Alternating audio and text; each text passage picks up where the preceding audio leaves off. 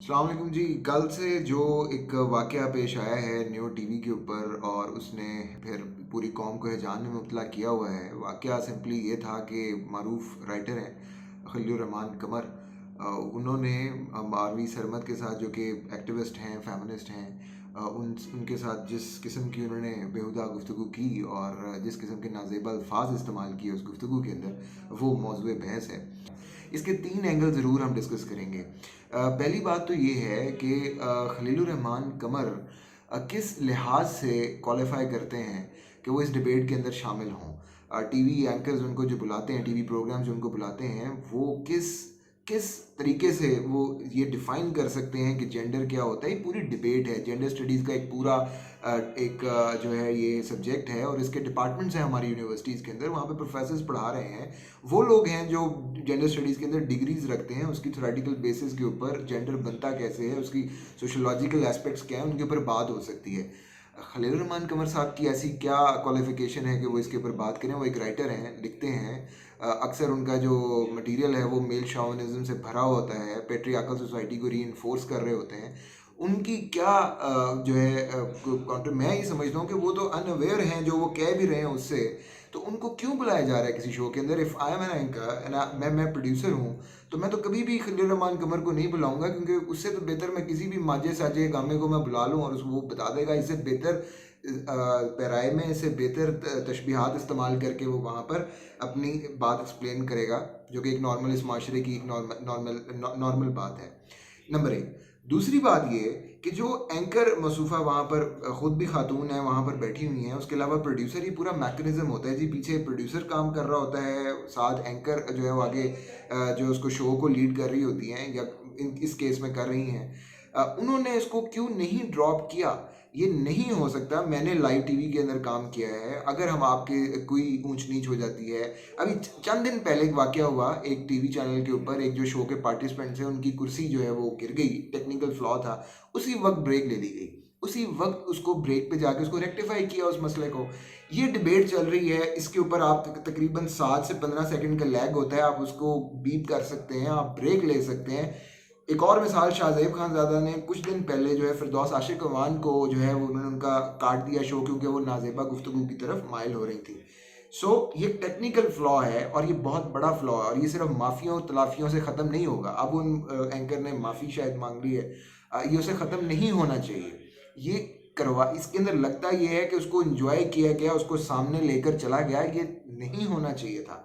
ये पूरा जहर है जो फैला और ये फैल रहा है मुसलसल।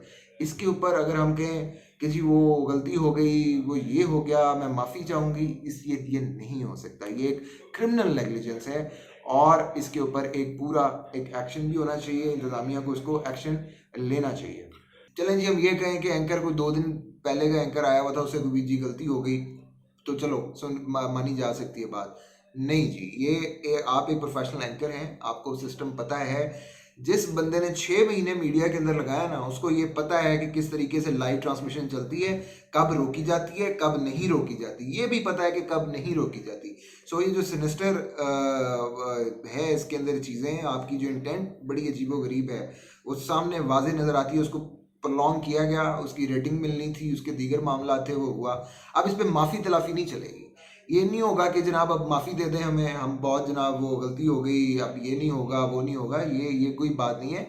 और माफ़ी किस बात की? आपने जब ये सब कुछ पहले टीवी के ऊपर किया, फिर आपके ही चैनल ने सोशल मीडिया के ऊपर इसको रीइंफोर्स करते हुए इसको अपलोड किया कि जी ये हुआ शो के अंदर और जनाब ये मार-धाड़ हुई और ये सारा कुछ। आपकी इंटेंट्स वही थी।